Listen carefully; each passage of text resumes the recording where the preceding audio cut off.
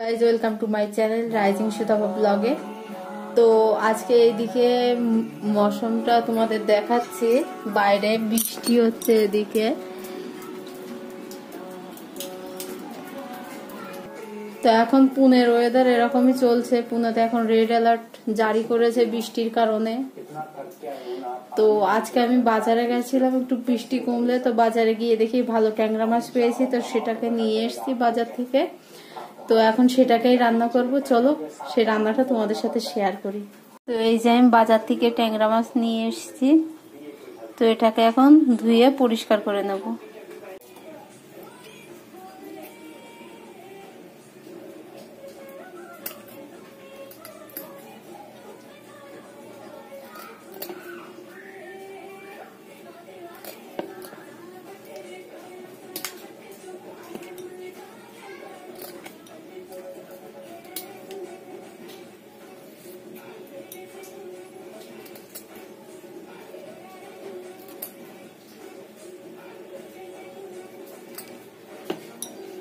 বাইরের এই বৃষ্টিটা যে কবে কমবে, আজ 10-12 দিন ধরে একভাবে বৃষ্টি হয়ে যাচ্ছে পুনেতে।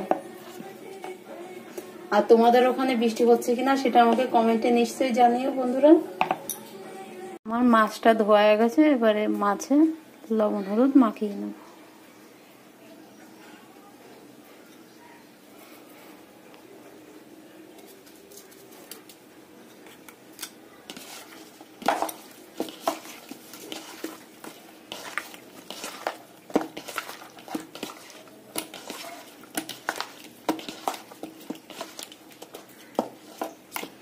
লবণ হলুদ মাখিয়ে এটাকে আমি 5-10 মিনিট রেখে দেবো, যেন লবণটা ভালোভাবে মাছের ভিতরে বসে যায়।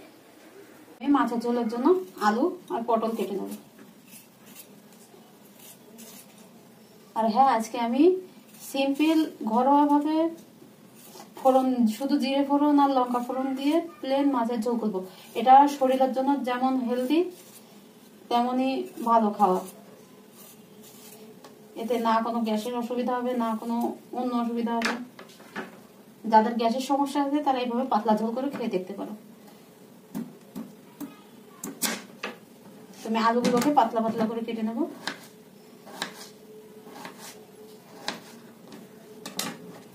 এই যে আলুগুলোকে আমরা এইভাবে কেটে নেব। এবারে একইভাবে পটলটাকে কেটে নেব।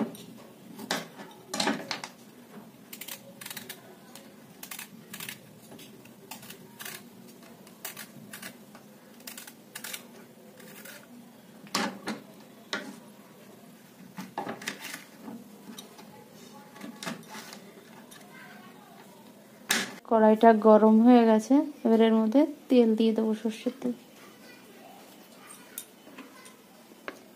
তেলটাকে একটু ভালো মতো গরম হতে দেবো, নাহলে মাছ দিলে মাছটা লেগে যাবে কড়াইতে। তো আমাদের তেলটা গরম হয়ে গেছে, তোমরা দেখতে পাচ্ছ তেল কড়াই থেকে ধোয়া ছাড়ছে। তো এবার এর মধ্যে মাছগুলোকে দিয়ে দেবো।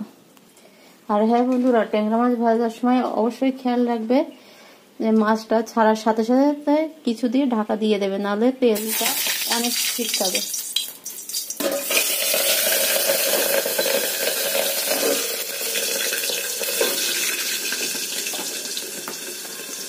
তো আমাদের মাছটা ভালো করে ভাজা হোক।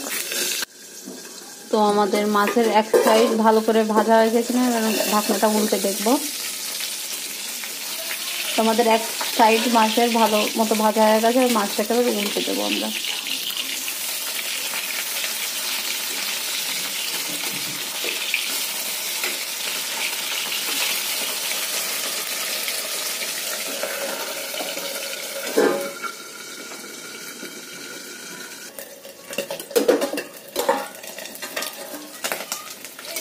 আমাদের মাছটা ভালোভাবে ভাজা হয়ে গেছে লাল লাল করে, আর মাছটাকে আমরা তুলে নেব।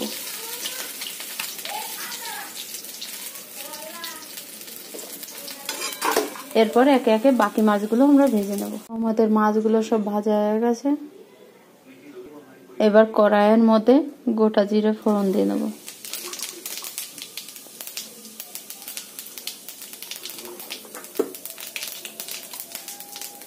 জিরেটা একটু লাল লাল হয়ে গেলে কিছুটা জিরে আমরা তুলে নেব।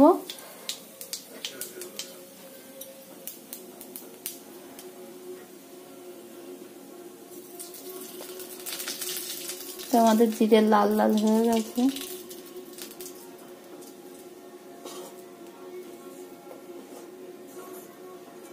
তো এবার এই জিরেটাকে আমরা তুলে নেবো একটা পাত্রে।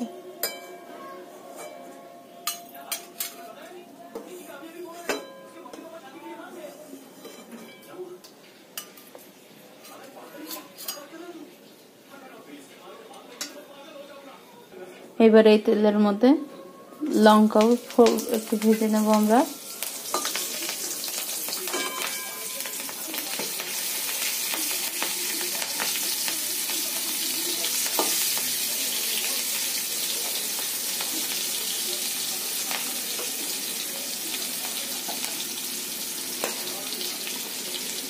এবার একের মধ্যে সবজিগুলো দিয়ে আমরা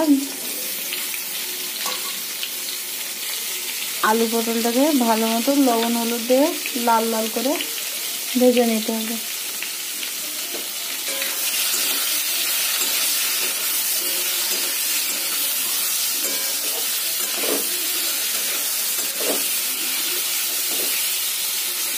মাঝে মাঝে আলু পটলটাকে একটু উল্টে পাল্টে দিও,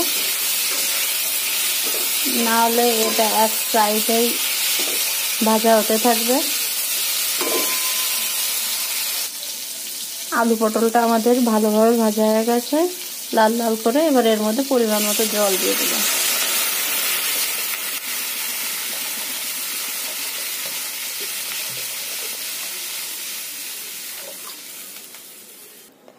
এবার এর মধ্যে পরিমাণ মতো লবণ হলুদ দিয়ে দেবো।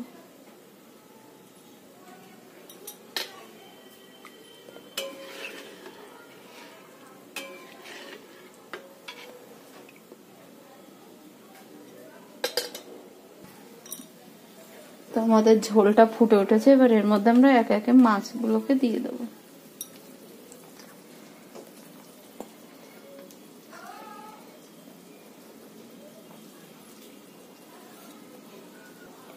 এবার ঝোলটাকে ভালোভাবে ফুটতে দেবো, যেন আলু আর পটলটা ভালো মতো সিদ্ধ হয়ে যায়, মাছটাও ভালোভাবে হয়ে যায়। তো এবার আলু পটলটা সিদ্ধ হয়েছে কিনা সেটা দেখবো।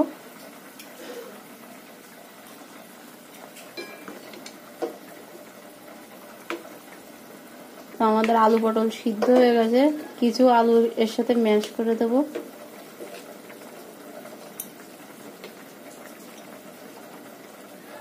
যেন ঝোলটা গাঢ় হয়।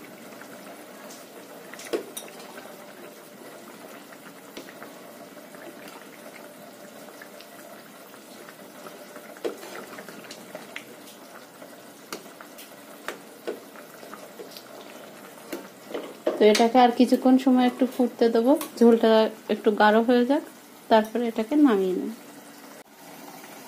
এবার শিল নোড়ায় আগে থেকে ভেজে রাখা সেই জিরেটাকে এবার একটু বেটে নেব।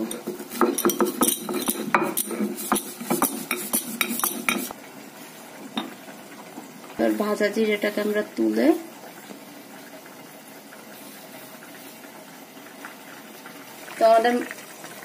তো আমাদের মাছের ঝোলটা হয়ে গেছে। নামানোর আগে ভাজা জিরেটা আমরা দিয়ে